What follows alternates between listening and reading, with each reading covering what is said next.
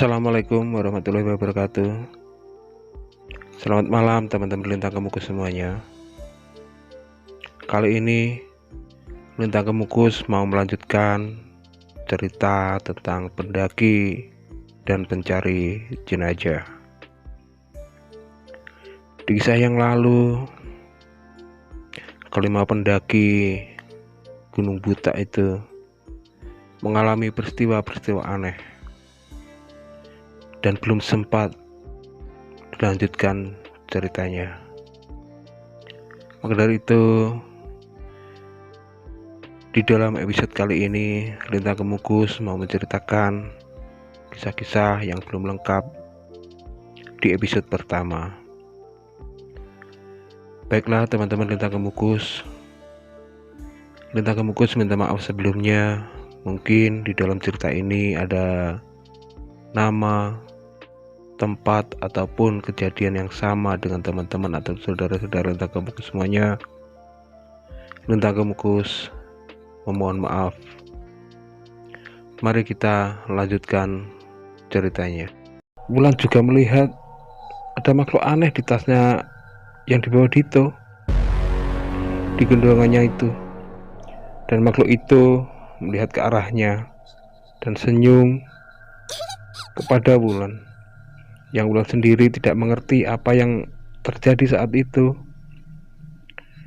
Di depan sendiri, Anton menengok ke belakang dan melihat Wulan ketinggalan agak jauh. Dan Anton mengajak teman-temannya menunggu Wulan. Lagi-lagi Dito meledek Wulan. Dito, ayo Tolan, cepetan dikit. Nanti kemalaman loh sampai di puncak sana. Anton, ya baiklah teman-teman, kita lanjutkan dulu pelan-pelan ya. Sebentar lagi sampai di pos 2 dan kita istirahat di sana nanti ya, kata Anton pada teman-temannya yang lain. Dan mereka melanjutkan pendakian. Jalan yang mereka lalui makin nanjak dan makin berliku-liku. Kali ini Anton berjalan di belakang Wulan. Sedang pemandu jalan kini dijalankan oleh Andi. Sekitar 15 menit kemudian mereka sampai di pos 2. Mereka duduk di pos itu. Dan karena waktu sudah siang, mereka pun membuka bekal mereka yang dibeli dari warung di bawah gunung tadi untuk makan siang. Tapi di situ keanehan terjadi pada diri Wulan. Tubuh Wulan tiba-tiba lemas, wajahnya pucat, dan tatapannya melihat tak berkedip. Tatapan ke arah samping pos yang sebenarnya teman-temannya tidak melihat apa-apa. Dan teman-teman Wulan pada panik dan bingung untuk menyadarkan Wulan. Anton, Wulan, Lan, sadar Lan, sadar, jangan buat kami takut Lan. Dito akhirnya berinisiatif untuk menolong Wulan. Dito berkata, Andi, tolong ambilkan air mineral itu dan ambilkan minyak kayu putih di tas itu juga ya. Andi pun mengambil air dan minyak kayu putih dan memberikannya kepada Dito. Sebelum Dito memberi air pada Wulan, tiba-tiba Wulan tersadar dan jadi berubah lebih semangat daripada sebelumnya. Tapi anehnya, wajahnya tetap saja pucat dan tatapannya kosong. Lalu Wulan berkata, "Loh, kok masih saja duduk santai aja toh di sini? Ayo kita lanjutkan mendaki. Nanti biar sampai puncak nggak kemalaman." Teman-temannya pada kaget dengan perubahan Wulan yang tiba-tiba itu. Silve, Lan, Kamu nggak apa-apa? Kan kamu baru saja pingsan tolan. Kok tiba-tiba kamu semangat banget? Wulan, Sil, aku nggak apa-apa kok. Aku baik-baik saja. Ayo Ton dan teman-teman, kita lanjut. Di saat kehilangan teman-temannya belum usai, Wulan segera meraih tasnya dan berangkat begitu saja tanpa pedulikan teman-temannya yang masih bergemas. Mereka pun melanjutkan pendakian dan tidak terjadi keanehan apa-apa. Dan Wulan pun jadi tambah semangat kali ini. Sekitar 2 jam kemudian, mereka sampai puncak Gunung Buta. Mereka segera memilih tempat yang pas untuk mendirikan tenda. Mereka memilih di salah satu tempat agak pinggir dari tempat yang lapang itu. Itulah keunikan Gunung Buta, yang puncaknya sedikit lapang dan gak begitu banyak pohon yang besar. Hari mulai agak malam. Mereka duduk berkumpul menghadap matahari yang hampir tenggelam. Sambil minum kopi, ada yang makan makanan ringan, dan Andi yang pandai main gitar memainkan gitarnya sambil nyanyi yang diikuti teman-temannya. Suasana meriah saat itu, tapi mereka melihat hal aneh pada diri Wulan sejak dari pos 2 tadi. Melihat hal aneh itu, Andi berbisik pada Anton. Ton, kamu lihat keanehan Wulan nggak? Tadi saat dari pos 2 semangat, tapi setelah sampai di atas kok banyak diem saja ya Ton? Anton, iya An, aku rasakan begitu, tapi aku sendiri nggak mengerti apa yang terjadi pada diri Wulan. Tiba-tiba Dito menyahut, iya, aku juga melihat hal yang sama dengan kalian. Andi, Dit, aku kira kamu nggak percaya lagi dengan hal-hal tersebut. Dito, siapa bilang aku nggak percaya? Aku kan ingin tahu, tapi kalau keanehan itu ada, baru aku percaya. Dito melanjutkan perkataannya. Ya Ton, jangan-jangan Wulan itu sedang kerasukan Ton.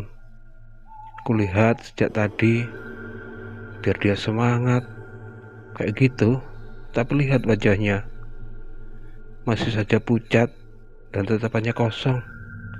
Lebih-lebih lihat sekarang, dia jadi pendiam dan ngomong seperlunya saja. Anton menjawab omongan Dito. Mungkin saja ya Dit. Baiklah, besok pagi kita turun saja ya, dan kita batalkan camping 2 malamnya. Aku takut terjadi apa-apa pada diri Wulan, Dit. Dito, iya Ton, aku juga. Ucapan Dito yang langsung disetujui juga oleh Andi. Tak terasa malam pun tiba. Para pria masuk ke tempat tenda yang satunya yang lebih agak gede, sedang para perempuan ke tenda yang satunya lagi. Dalam tenda perempuan, Silvi kaget melihat sikap Wulan. Setelah masuk tenda, Wulan gak bicara sepatah kata pun pada Silvi, dan dia tidur begitu saja, langsung pulas, gak seperti orang biasanya mau tidur. Dalam batin Silvi berucap, Wulan, kamu ini kenapa Tolan? Kok jadi aneh seperti ini? Dari caramu tidur, kamu tidak seperti biasanya. Sedang aku 2 tahun tidur dan ngapa-ngapain bareng kamu di kos. Saat di sekolah, mudah-mudahan kamu baik-baik saja Lan. Batin Silvi terus berucap, karena Wulan tidurnya aneh. Saat merebahkan diri langsung pulas. Tapi pikiran Sylvie berusaha memahami, mungkin Wulan kecapean saat mendaki gunung tadi karena jalanannya nanjak terus. Dan tiba-tiba Sylvie kaget bukan kepalang saat Wulan tiba-tiba bangun dan langsung berjalan keluar tenda, dan tanpa bicara satu patah kata pun pada Sylvie. Sedang Sylvie saat itu pun belum tidur dan masih duduk di dalam tenda itu. Akhirnya Sylvie mengikuti sahabatnya itu keluar tenda dan bertanya pada Wulan, Lan, kamu mau kemana? Hari sudah malam, Lan. Wulan, tunggu. Sambil Sylvie mengejar Wulan yang terus berjalan, tapi tak ada jawaban dari Wulan yang masih terus berjalan tanpa kesulitan. Sedang malam itu bulan tidak bersinar begitu terang. Sedang Sylvie jatuh bangun tersandung tonggak dan akar kayu-kayu kecil.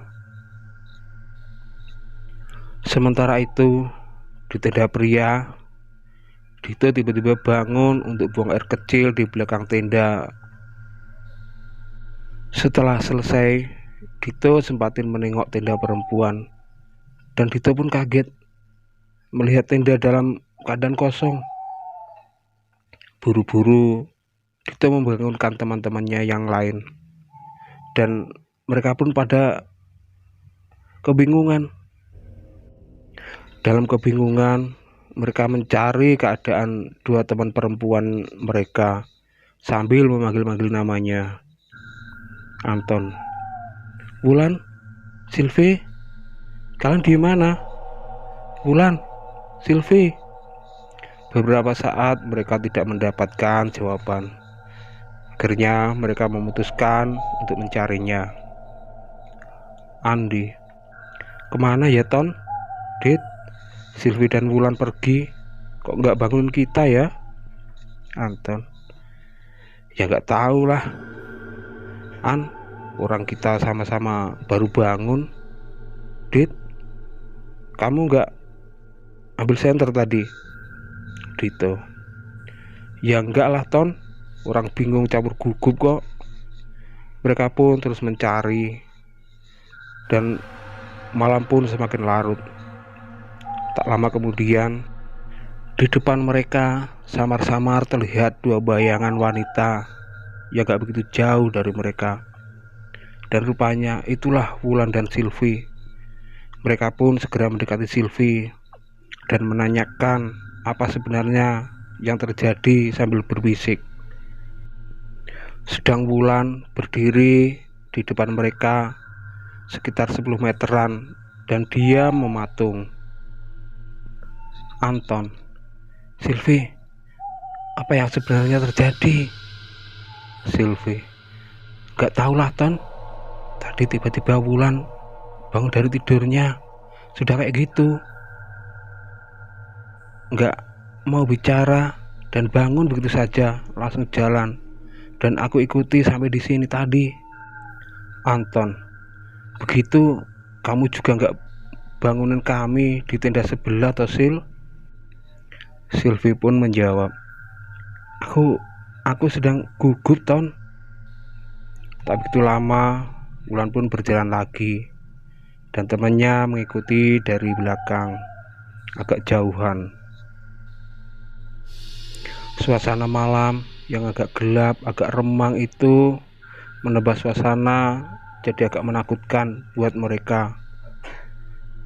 Tiba-tiba Wulan berhenti, dan teman-temannya pun ikut berhenti, dan mereka melihat di depan Wulan nggak begitu jauh terdapat satu pohon besar, dan satu-satunya di puncak gunung buta itu.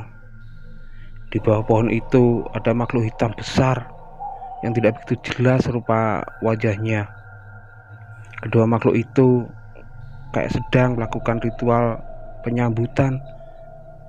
Dan tak lama kemudian Wulan berjalan menuju kedua makhluk itu, dan Sylvie pun mau mengikuti Wulan.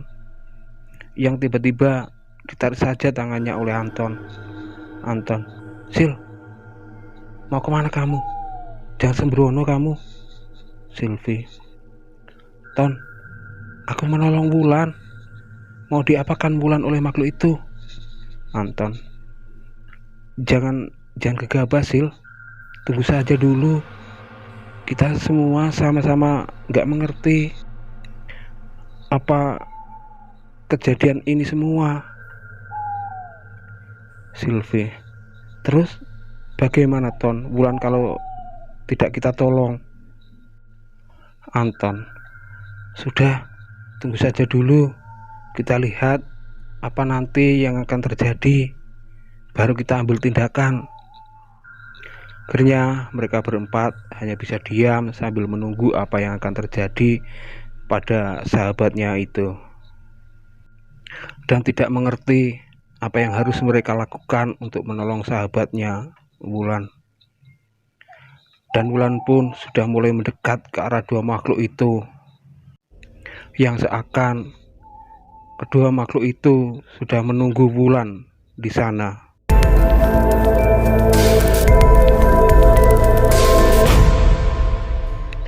Baiklah teman-teman Lintang Kemukus semuanya, apa yang akan terjadi pada Wulan dan apa yang akan dilakukan kedua makhluk aneh menyeramkan tersebut terhadap Wulan, dan selamatkah Wulan dari kedua makhluk itu? Nantikan teman-teman Lintang Kemukus semuanya di cerita misteri pendaki dan pencari jenazah di episode berikutnya.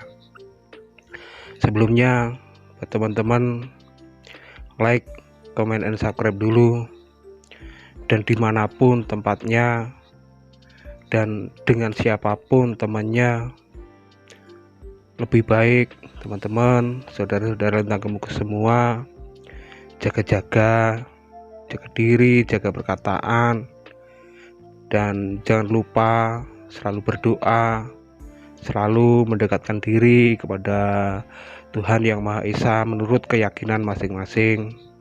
Itu akan lebih baik menjaga diri kita. Baiklah teman-teman Lintang Kemukus semuanya, saya kira sampai di sini cerita kali ini, dan ditunggu cerita-cerita berikutnya. Sekali lagi Lintang Kemukus mohon maaf atas segala kekurangan dan kesalahan kata yang Lintang Kemukus sengaja maupun tidak. Sampai di sini dulu. Selamat malam. Assalamualaikum warahmatullahi wabarakatuh. Terima kasih.